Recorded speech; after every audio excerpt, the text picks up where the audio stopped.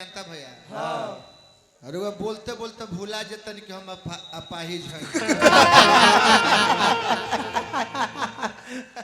हमारा यही नहीं के बुझात कि मंच छोट बा कि ब्याज छोट बड़ा है। कुछ और छोट नहीं। हां खाली गोड़ छोट बा। बोलते बोलते जो भूला जतन कि हम अपाहिजो हैं। और सैलून के कुर्सी मर्द है सीटी बाज कैसे हो बोलला पर सीटी लेता माइक देखो। और सैलून के कुर्सी देखनी हां तो यहाँ के सैलूने के चिटकुला कहे लगन। हां ये कौन बार आई रहे तो सैलून वाला ऊपर दो तला पर चल गई नीचे वाली बोर्ड टांग दिले कि नीचे का बार ऊपर बनता है। हां तो कदू 15 आदमी लाइन लगा दिलस। हां ओ मैं इहो के गई रही हां बनवावे खातिर। हां नीचे के बार ऊपर हां सैलून वाला कस के ब्याह जी गलत समझता नहीं। हां हम दोसर ई कहले कि ना जब लिखले बारे कि नीचे के बार बनावे के मतलब बनावे के बाद देखलस कि भाई अभियंता हमें ब्याह समय ना मनी है। हां कहलस कि तब आई बना देता नहीं आई नीचे के बार यहाँ के बना दिलस। हां यहाँ कहनी कि कब पैसा भाई हां कहलस कि 50 रुपया। हां 50 रुपया यहाँ के दे के चल गई घरे गई अपने मलकिनी से कहनी कि बहुत सुंदर नीचे के बार बनावता है ऊपर तल यहाँ के मलकिनी गई वही में बनवावे कुसुम कुसुम अब नाम मत धरा यूट्यूब चलता मेहरारू के नाम धोला कौन काम बा। हां भइल बा अब यहाँ के मलकिनी गई कहली कि हमारे अभियंता जी आई रहे हैं बनौले रहे हमरो बनावो। हां बड़ा फेर में पड़कर ठीक भाई आवत तो बना देता नहीं कॉलेज के लेकिन तार पैसा डबल लगी। उनका 50 में बनता 100 गो में बन नहीं। हां 100 टका काहे डबल लगी भाई काहे डबल लगी काहे कोई डबल ले से लगी कि ब्याह जी आई रहे हाँ तो उनका में सुविधा ना रहल उनका में हंडी रहल आदमी घुमा घुमा के बना दिल सर तारा में पहले हंडी लगावे के पड़ी तब बनावे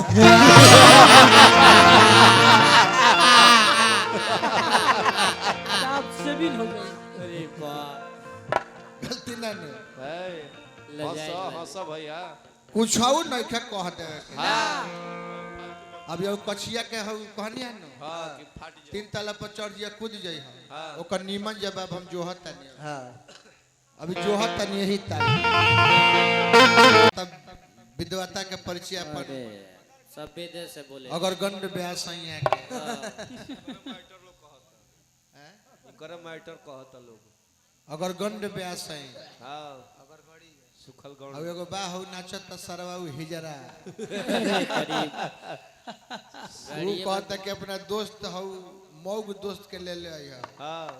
त यहाँ के कहता कि हमार त 15 गो मौग दोस्त बारे सा एगो दिल्ली वो मौग नहीं खन सा हां रौरा महा मौग बन प्योर हजार जौना आदमी के 15 गो मौगे दोस्त होखे हां ओकर हेड हो का अब ओहू ले मौगे धरती पर बा मेन मौक तो ही है मेन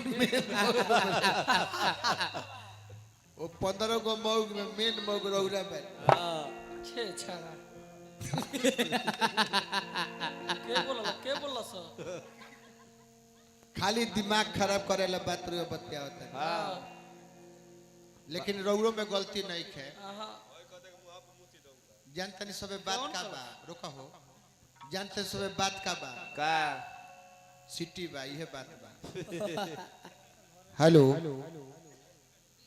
बे मर्द साउंड इतना बाउर बजेला देखी जेकर हाथ गोल निमन बानो हां वो बोली तो ऐसा बात बोली कि व्यंग बोली हां लेकिन बाउर ना बोली व्यंग बोल सकेला हमनी के बनी हाथ गोल के निमन बनी जा व्यंग बोल सकेला जा लेकिन जितना आप पाई आदमी बानो हां दिव्यांग ऐसा लो अनर लगा लंगल बोले लसना ना वो क्या रतिया एक जना रह वो एक यहाँ सबके बोली लेना हां एक छोटी भाई ऐसा बोल दे बुलाई हो अपना नचनिया के कहां गोइल हिजड़ा रहू वो गाड़ी में ना होई जो नरी में होई सर वो कहता कि हम अपने बाबू माई के बात ना काट मेरे सरवा अपन कटवा लेबे बाऊ में के अपन कटवाली के मरवावे के बा मने अपन कटवा लेबे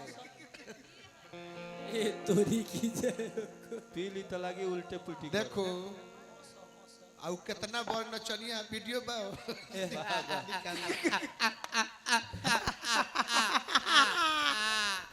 उ कितना बड़ नचनिया ह सरवा ही जना YouTube पर डालल बा देखी एक दिन के लगे करी हन ए सरवा के देखल देखी देखा है ई जड़ा सरवा पर के चूल छोड़ता सारा भाई ई सरवा बोले ला त हमर दिमागे खराब हो जाला देखले का कारनामा देखल जोन हरी में सुता रहुए ई दिन में का सीन है उस सरवा के हो जा हो के बराबर एहू जल वही दिन में एगो मार दी हुए ओकरा के बहुआ पीले देखिए बहुआ पीले रहुए आउ सरवा अपना के कलाकारे बुझता देखल आ ये डाले के बा आ ये कनी ओकरा के पिया के सुतैल रहे हर मंच पे सरव के वीडियो हम दिखाई हां ली ना दिखाई खातिर बा देख ले ओकर बात वो सरवा ही जड़ा ह ओकर बात देख ली सब ओकर कारनामा देख ली सब एक आदमी के औरी बा एगो औरी बले को ना देखावल लेकिन मन मरले रहता रो रेम जी मन चंचल रहता 3 गो के जवाब हां 3 गो से देवे के बा हां अगर चाहत नहीं कि गाना बजाना लेवल में चले तो हां अगर वह चाहत नहीं कि 20 कर दी हां तो वह चौथा से भी जवाब दे सके लेकिन एगो बात मन पड़ल कह दी बहुत हाला होता और वह कमिटिए के बुझाता नहीं रहा तो कमिटिए के लोग हाला कहते हई लोग लाड़ खातिर चुप भाई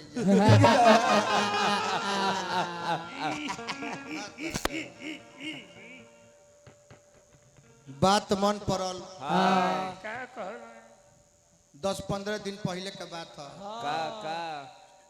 अरविंद भैया एगो जंघिया किनले रहले माचो कंपनी के ना हो माचो कंपनी के ना रहे हां वो कोनो नया कंपनी है बहनचो कंपनी कोनो बहनचो अनिकेत बहनचो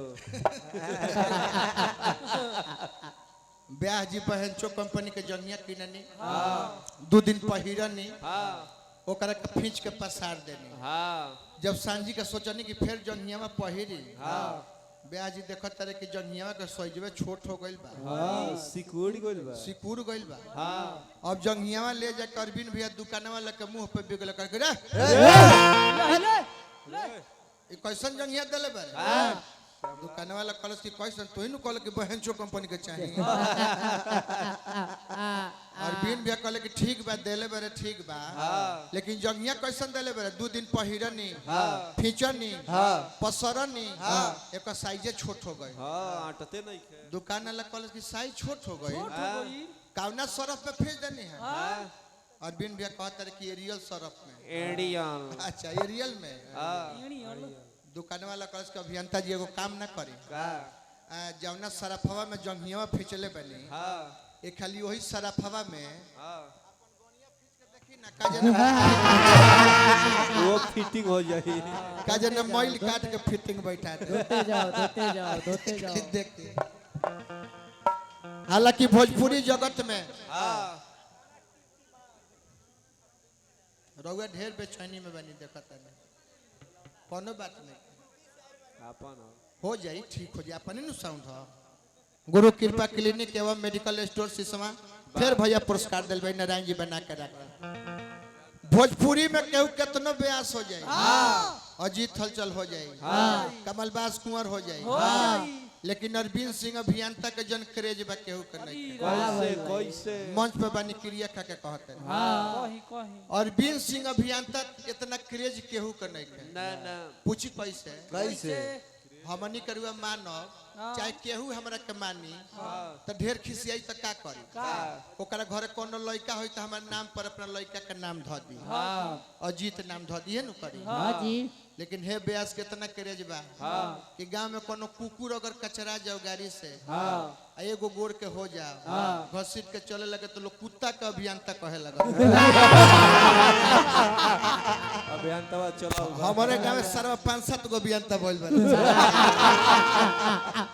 रोड पर हमारे गांव में सारा 5-7 गो अभियंता बोल बा। सर रोडवे पर बैठा रहता रे